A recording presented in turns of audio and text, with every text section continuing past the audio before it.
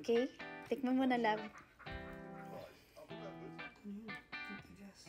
May cheese yan. Siyempre, yung ibabaw yan.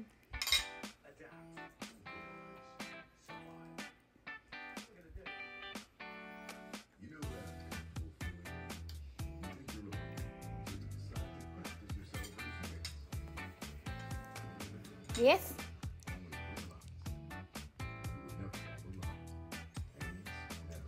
Yes, what? Sarap? Ito, bibingka?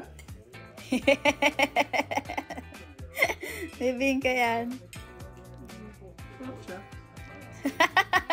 Sarap. Sarap, ha? Yes. Okay.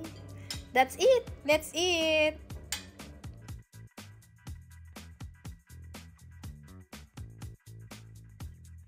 Give it to me like.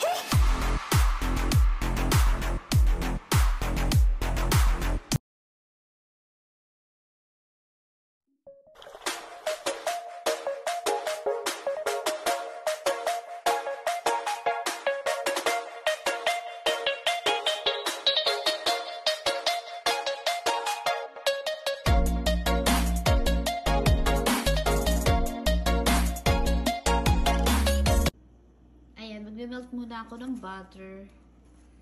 So, i-melt muna natin siya sa microwave.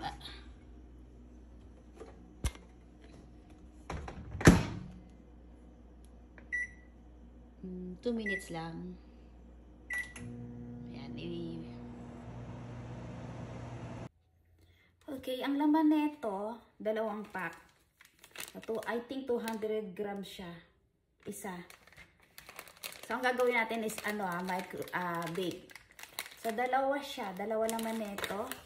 Tapos, ang sukatan ko naman is, half cup lang to. So, ang ingredients kasi, buttered egg pala. 3 egg. Instead of water, kasi pag nilagyan ko pa ng water, baka lumagnaw na. Instead of water, maglalagay tayo ng tiga half cup ng evap at gata. Kasi nakalagay is 1 cup of water. So, iti-twist natin. Huwag natin lagyan ng water. Lagyan natin ng gata sa ka-evap. So, ito na. Ito na rin yung cheese. Isang buo siya. Hiniwa ko siya ng ganito. Ganito. Pero hihiwain ko pa siya pang toppings. Tapos yung ilalagay ko sa mismong loob, i-cubes ko pa ng maliliit. Kasi gusto ko bukod sa toppings, may cheese pa sa loob. Tapos, ito. Ito ang gagamitin ko, 2. Yan. Tapos, naggupit na rin ako ng 2 din, ilalagay ko siya. Tapos, i-grease natin ng oil bago natin i-order. So, that's it. Meron din pala siyang kasamang lids na pag binili nyo. Pero ako hindi ko lalagyan baka pag naluto. Yun. So, yan ang ingredients. Sugar, coconut, evap, saka yung 2 pack na white king bibingka, 3 eggs, butter. Meron pa akong extra butter dito. Ipapahid ko siya sa ibabaw. Pag naluto, hindi ko muna siya tutunawin. At yung pang flavor natin, tandaan. So, umpisa na natin. So, yun na. Nahiwa ko na. Prepare lang natin to.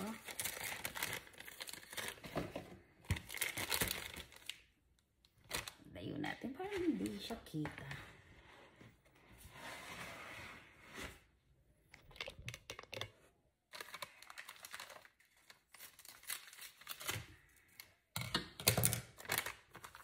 Yun. So, lagyan muna daw natin to.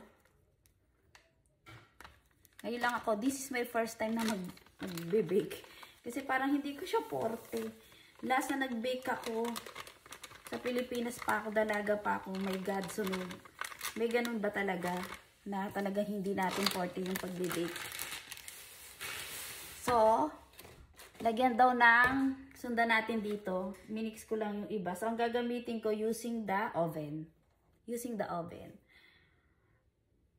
Yes, white king, bibingka mix. Okay.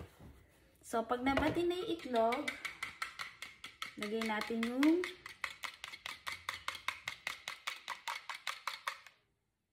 3 large egg to.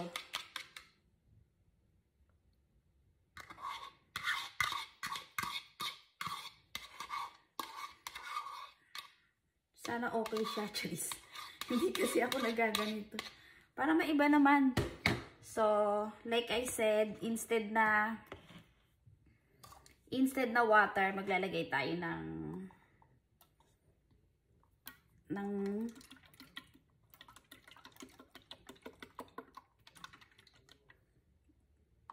wait, ang liit ng butas niya.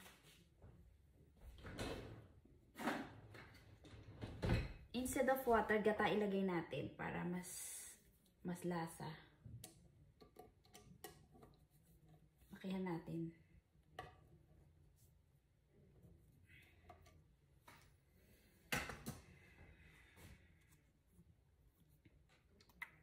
Yan, yung measuring combination ko na to ha.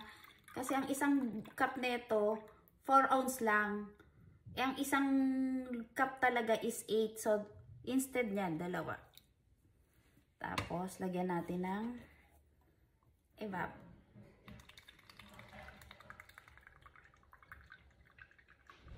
Ayoko na kasi maglagay ng water. Pero let's see. Okay. And 4 tablespoons of butter. Salted to 1, 2, 3, 4. Tapos mix together. Pag medyo wala akong So, sa susunod, pag nag-grocery kami, bibili ako. Yung pang mix niya talaga.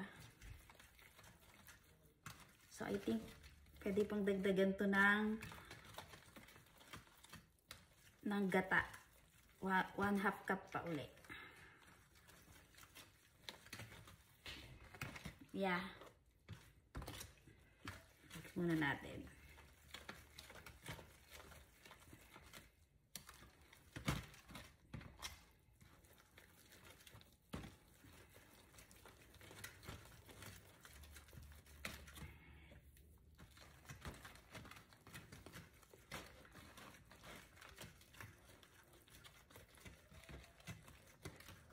Yeah, dagdagan pa natin ng gata. Kasi sabi dun, pag medyo ganyan pa yung kanyang itsura, kailangan maggata pa. Pag konti na lang tira na itong gata, lagay ko na lahat. Kasi baka mapanis lang pag nirip ko. So, lagay natin yung tira dito. Tingnan natin kung ilan. Buksan natin mamaya yan.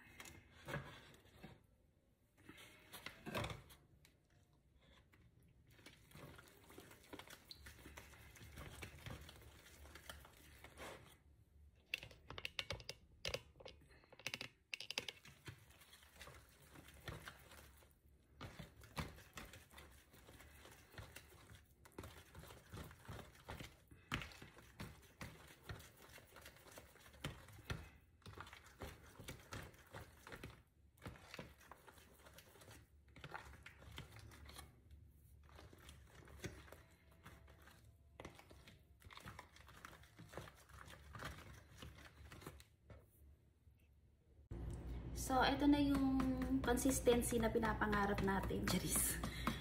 Papatakan ko lang siya ng konting pandan. Siguro mga 1/4 tablespoon. So, nilagyan ko siya ng 1 cup of sugar. Recap. 1 cup of sugar. Coconut milk. Evap. And 3 eggs and butter. Yan. Tapos giniris ko na rin to. Diyan natin siya lalagay.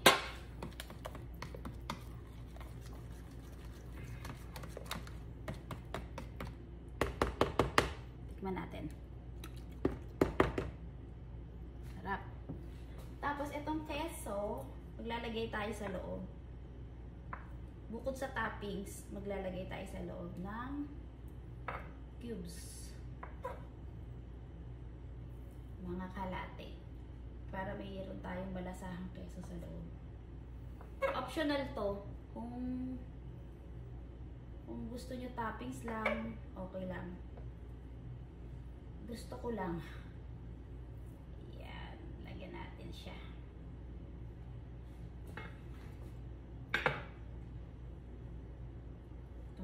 keso natin. Any kind of form pwede siya.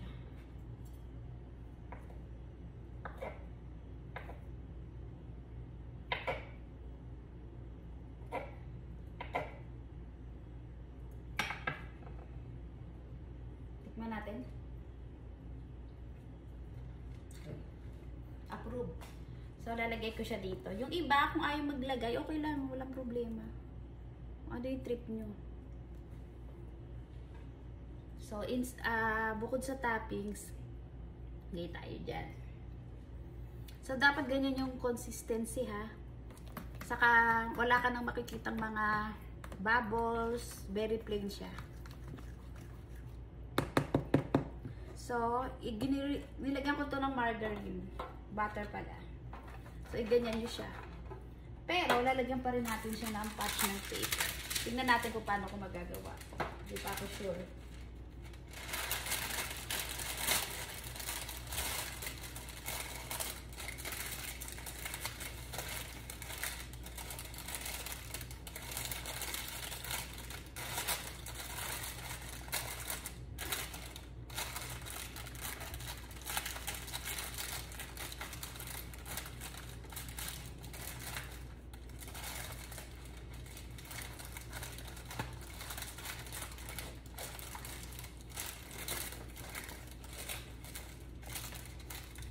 So, ganyan siya. Kailangan talagang lapat na lapat para pag inangat nyo,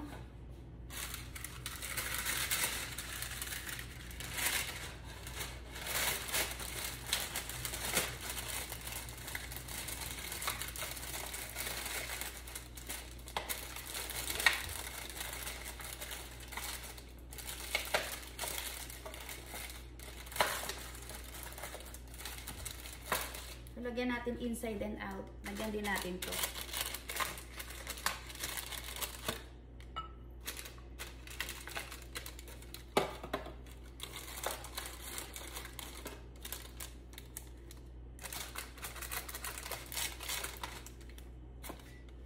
So, dalawa yung nagawa ko. Kung may susobra, gagawa pa ako ng isa.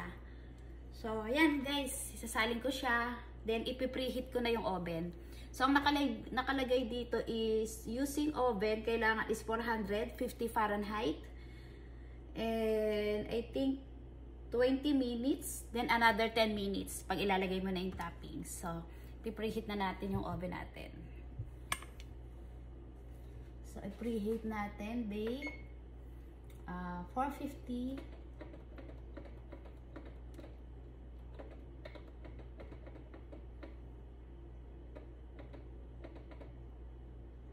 450. Cook time 20 minutes.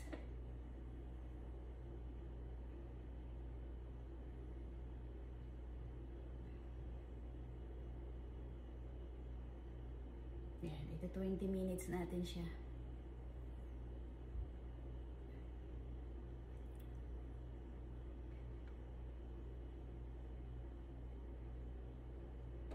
Okay.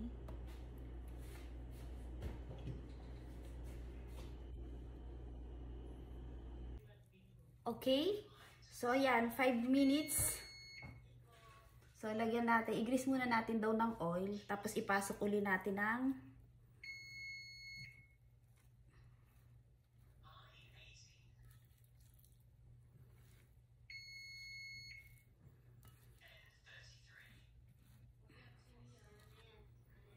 check natin yung loob. Baka sa loob hindi siya.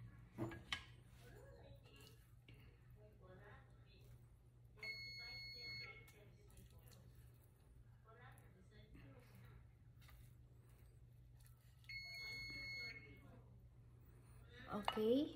Tapos, lagyan natin nating keso.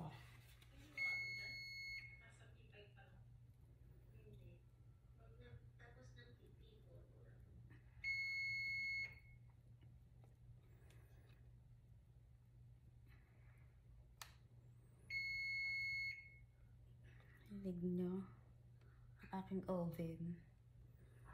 Bibig ko siya. So, ganyan. Ganyan. Lalagay ko siya ng 10 minutes kasi medyo makapal yung gawa ko. So, kailangan dagdagan natin.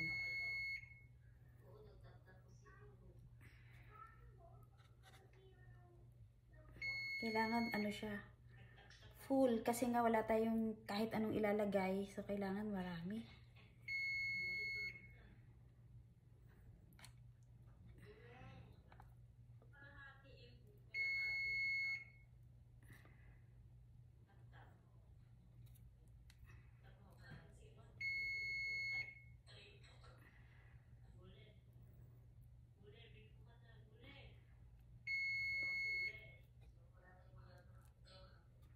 Okay.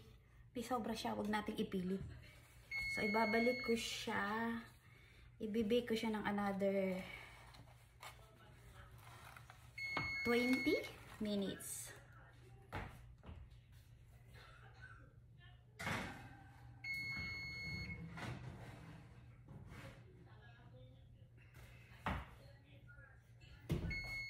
Okay. Again.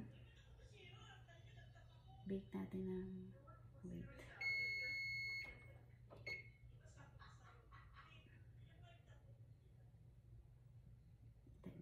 Cancel natin.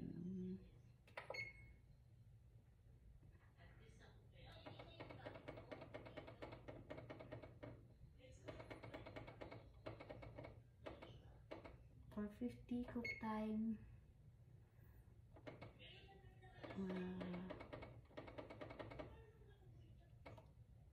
Okay.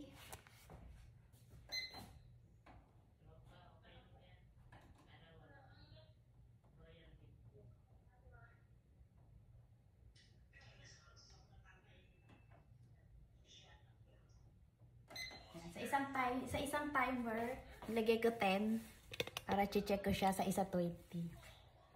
So, let's check na lang. And this one, huwag muna natin itabi kasi baka kailanganin pa natin later.